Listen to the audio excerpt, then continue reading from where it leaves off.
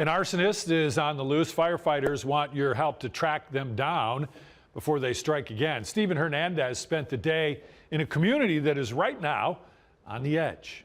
To be honest with you, it sucks. It sucks. It's the last thing Terrence Harris wanted to see across the street from his home. A sign declaring this house fire on Pike Street in Alliance was arson.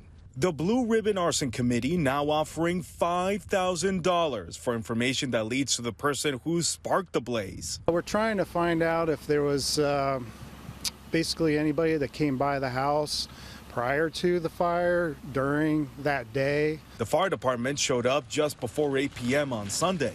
Luckily, none of the 4 people who live here were home at the time, but now that they know someone purposefully set it on fire, they want to catch the person who did it. They're definitely upset about the situation and are very unsure of who or what group or whatever it might be would do this to them. Even though it happened just down the road, Gene Simmons didn't even know it happened. Yeah, it surprises me. It does.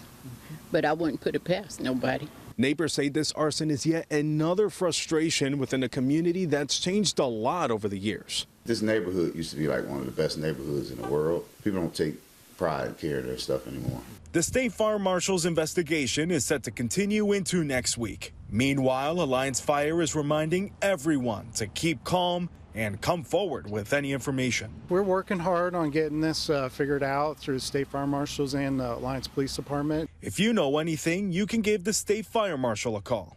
In Alliance, Stephen Hernandez, 19 News.